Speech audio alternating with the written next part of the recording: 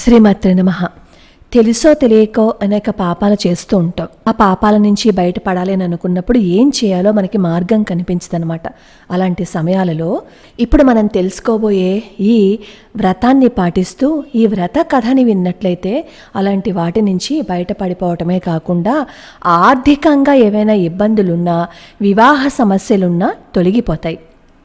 మొత్తం 26 ఏకాదశుల్లో, అంటే అధిక మాసంలో 2 ఏకాదశులు వస్తాయి కదా, 24 + 2, ఈ మొత్తం 26 ఏకాదశులు చేయలేకపోయినా సరే ఈరోజు షట్టిలా ఏకాదశి రోజున వ్రత కథ విని షట్టిలా ఏకాదశిని గనక పాటించినట్లయితే అనేక ఇబ్బందుల నుంచి బయటపడిపోవచ్చు అని చెప్పి భవిష్య పురాణం చెప్తోంది.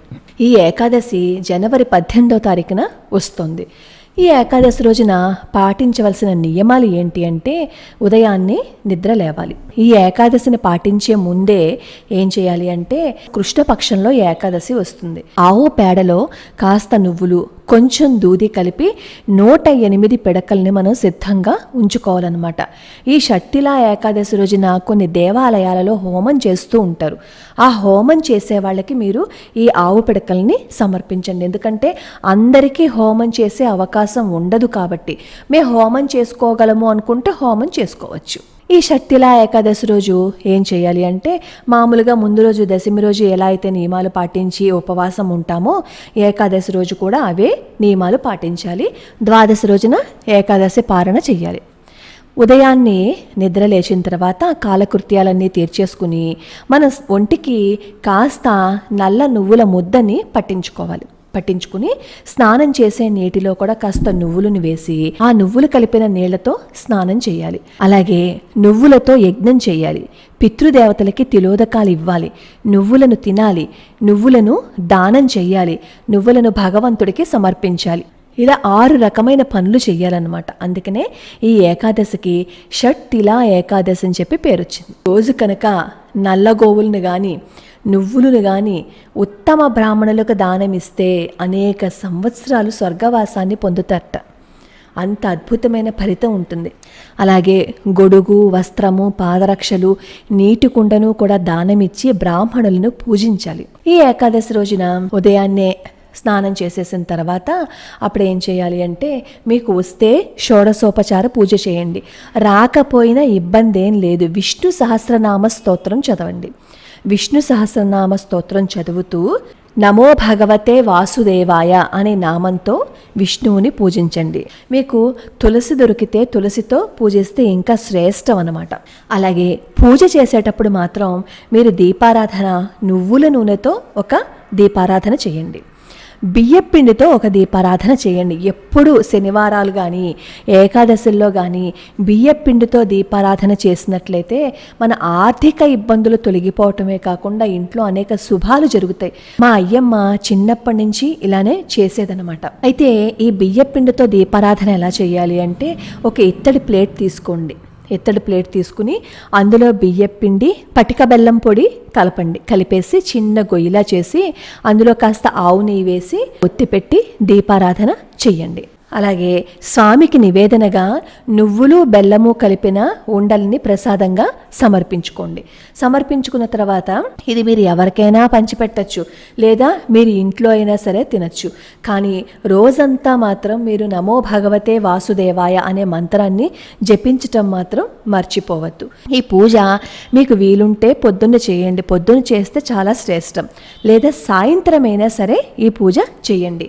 సాయంత్రం ఏం చేయాలి అంటే, చంద్రుడికి అర్ఘ్యం ఇవ్వాలన్నమాట. మనం ఉదయం సూర్యుడికి అర్ఘ్యం ఎలా అయితే ఇస్తామో సాయంత్రం చంద్రుడికి అర్ఘ్యం ఇవ్వాలి.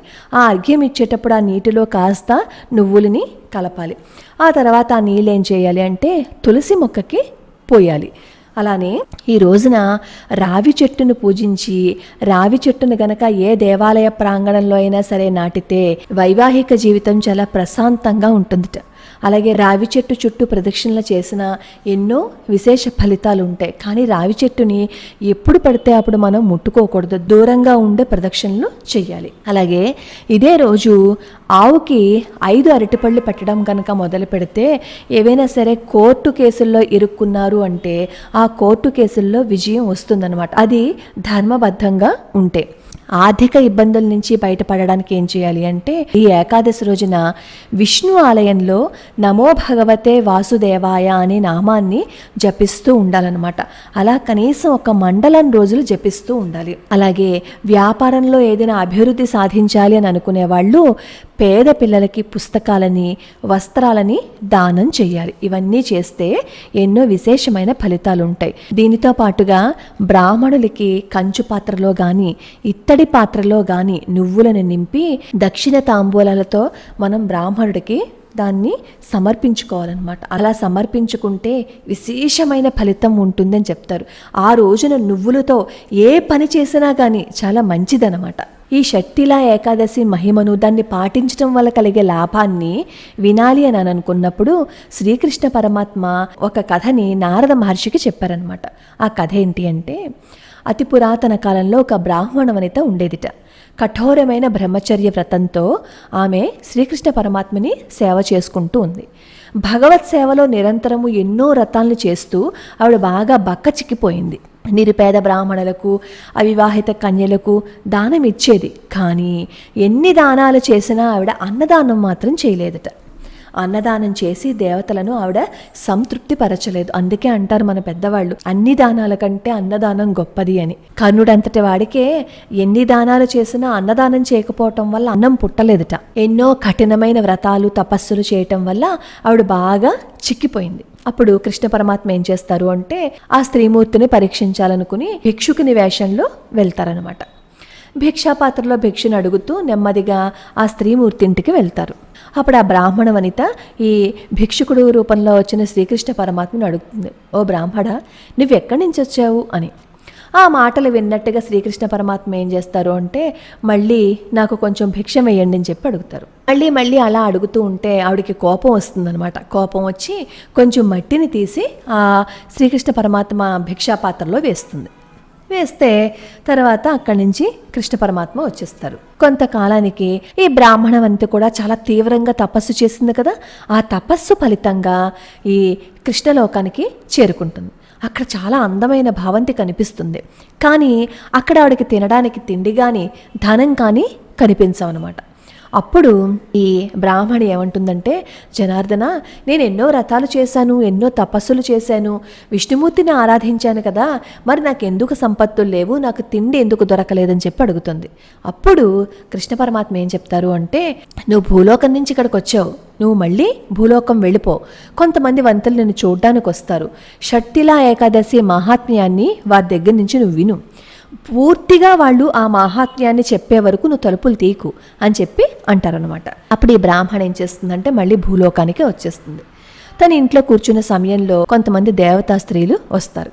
వచ్చి, ఓ సుందరి, మేము మీ దర్శనానికే వచ్చాము, దయచేసి తలుపులు తీయండి అని చెప్పి అంటారు. అప్పుడు ఆవిడ ఏం చెప్తుంది అంటే, మీరు నన్ను చూడాలి అని అనుకుంటే షట్టిలా ఏకాదశి మహిమను నాకు చెప్పండి, అప్పటిదాకా నేను తలుపులు తీయనని చెప్పి చెప్తుందనమాట.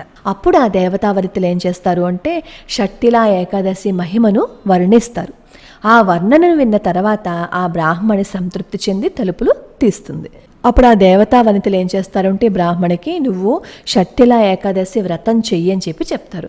వాళ్ళు చెప్పినట్టుగానే ఆ బ్రాహ్మణి ఏం చేస్తుంది అంటే షట్టిలా ఏకాదశి వ్రతాన్ని చేస్తుంది. ఆ వ్రతం చేసిన తర్వాత ఆవిడ అత్యంత సౌందర్యరాశి అవుతుంది. తేజస్వి, ధనధాన్య కనక సంపత్తులు ఆవిడకి వస్తాయి. కానీ ఈ వ్రతాన్ని ఎవరు లోభంతో చేయకూడదు.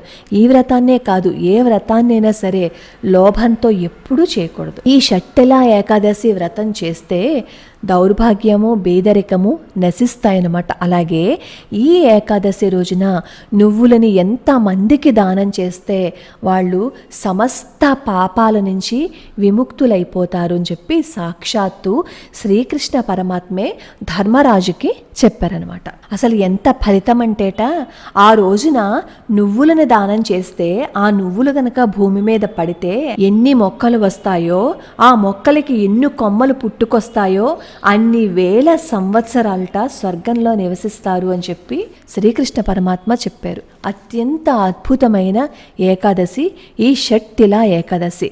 వీలైనంత వరకు ఈ షట్టిలా ఏకాదశి వ్రతాన్ని చేద్దాం. లోకా సమస్తా సుఖినో భవంతు, సర్వే జనా సుఖినో భవంతు.